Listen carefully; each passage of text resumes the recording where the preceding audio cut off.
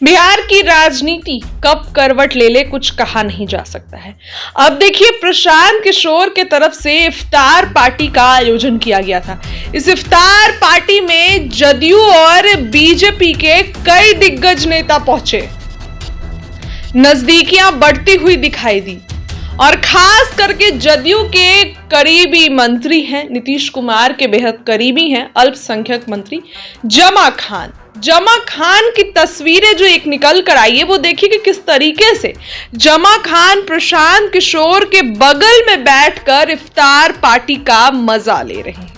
मुलाकात भी हुई क्योंकि इफ्तार पार्टी पे बुलाया गया था, लेकिन और भी कई मुद्दों पर बातचीत हुई और भी कई मुलाकात हुई।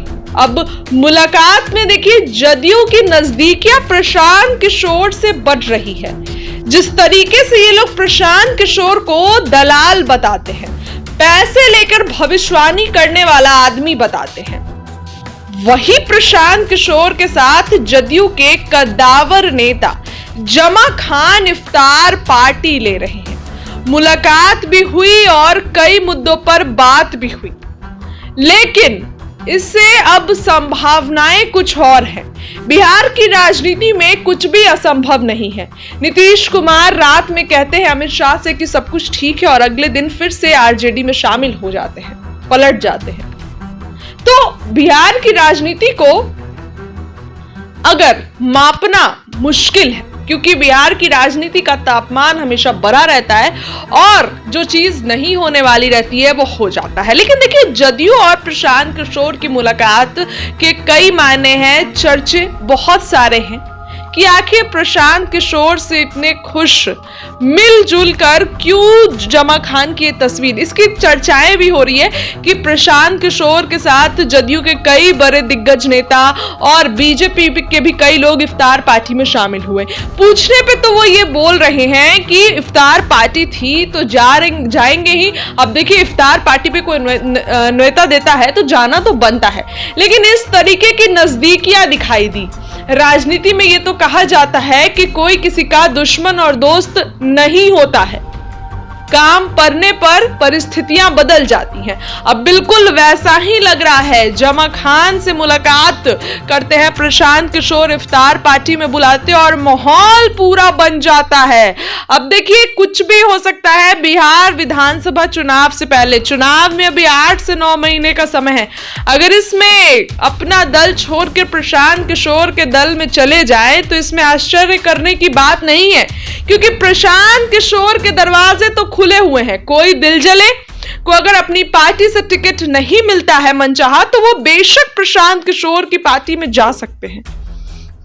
लेकिन जदयू के साथ इस तरीके से प्रशांत किशोर की नजदीकियां बढ़ रही है तो इसके मायने कई निकाले जा रहे हैं, क्योंकि आरजेडी के साथ तो अब संभावनाएं खत्म हो चुकी है। आरजेडी के साथ तो तेजस्वी यादव ने कही दिया है कि अब नीतीश कुमार आएंगे, सरकार हम नहीं बनाएंगे, उनके साथ सरकार बनाना यानी कि अपने पैर पर कुल्हाड़ी मारना। लेकिन प्रशांत किशोर से नजदीकियां बढ़ रही है तो इसके संकेत कुछ और है। बिहार चुनाव से पहले सरगर्मी कितनी भरी हुई है आप देखिए। अभी तो हालांकि बजट सत्र चल रहा है विधानसभा में, उसके पहले आप देखिए किस तरीके से कैबिनेट विस्तार हो गया आनन फानन में, और उसके अगले ही दिन विभागों का बंटवारा हो गया। बीजेपी कोटे से 7 मंत्री लिए गए, बीजेपी कोटे से सबसे ज्यादा मंत्री। आज तक ऐसा नहीं हुआ था कि बीजेपी कोटे से इतने मंत्री, लेकिन देखिए इस बार कुछ भी हो रहा है। अब अगर नीतीश नहीं पलटते हैं तो अगर प्रशांत किशोर और जदयू की नजदीकी की संभावनाएं बढ़ती है तो इसमें भी कोई आश्चर्य करने की बात नहीं है। सियासी गलियारों में चर्चा है कि आखिर जमा खान और प्रशांत किशोर की इस नजदीकी का क्या मायने हैं।